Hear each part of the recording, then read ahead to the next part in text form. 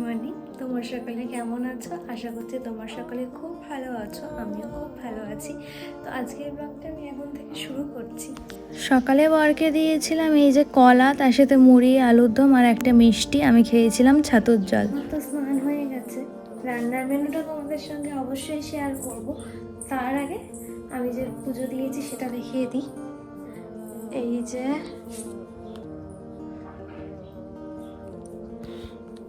ঠাকুরের পুজো দেওয়া হয়ে গেছে, তুলসী মন্ত্রটাও দেখিয়ে দিই।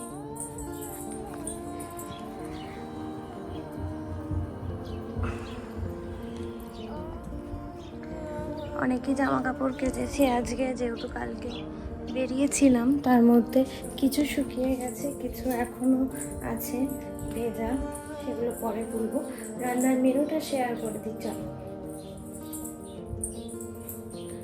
ফার্স্টেই যেটা ছাড়া সমস্ত খাবার রান্না করাই অসম্পূর্ণ, সেটা হচ্ছে এই যে বাবারে সাদা ভাত, গরম ধোয়া উঠছে।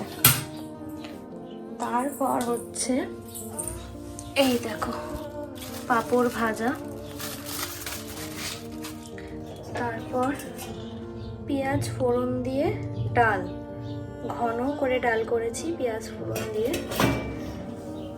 তারপর এখানে আছে তেল পটল,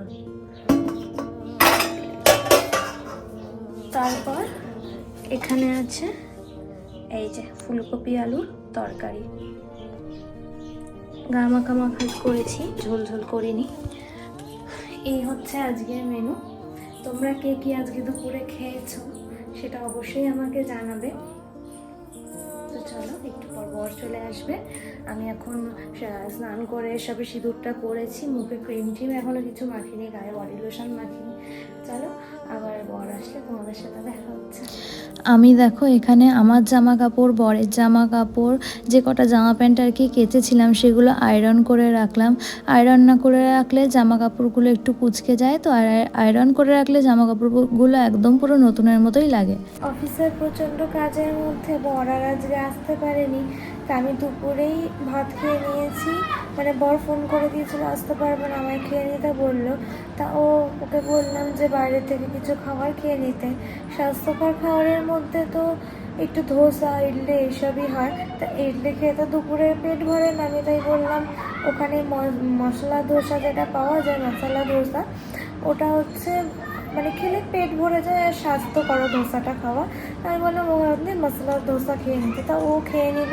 তারপর হচ্ছে আমিও ঘরে ডাল ফাল আর নিইনি, খালি একটু তেল পটল আর একটু ফুলকপি আলু তরকারি, কাঁচা পেঁয়াজ দিয়ে আমি খেয়ে নিলাম।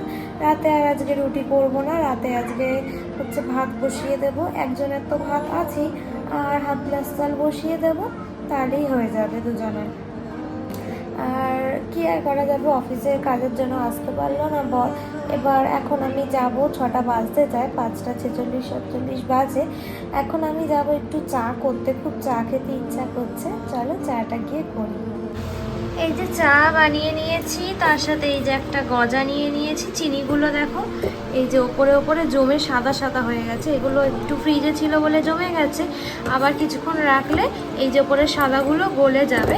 আর তার সাথে খাবো হচ্ছে এই যে দেখো বিস্কুট ভেঙে আরও গুঁড়ো গুঁড়ো হয়ে গেল, এই নোনতা বিস্কুট।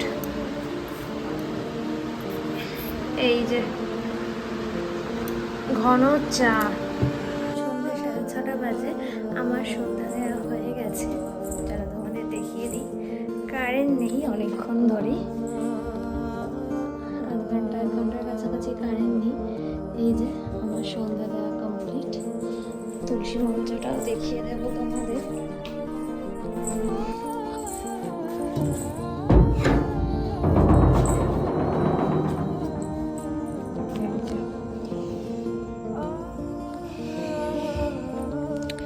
বাইরে দেখেছো পুরো অন্ধকার, একটা পোস্টারেও কিন্তু লাইট নেই।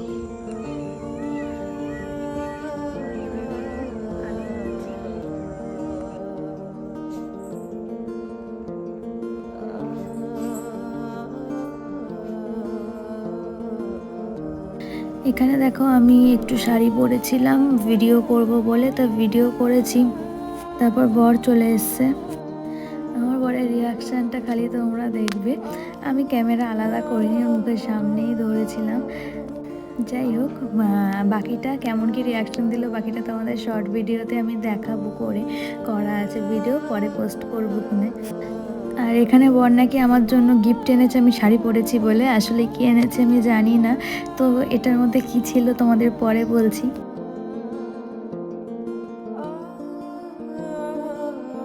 তো বর যে কোলে তুলে নেবে আমি ভাবিনি।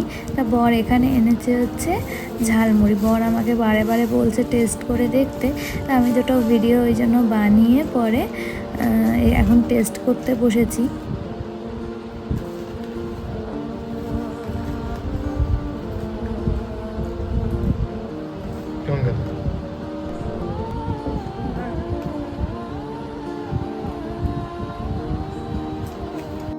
চলো আমি রাতে ডিনারটা সেরে নিই। তোমরা সবাই ভালো থেকো, সুস্থ থেকো। আবার দেখা হচ্ছে তোমাদের সাথে পরের ভিডিওতে। টাটা।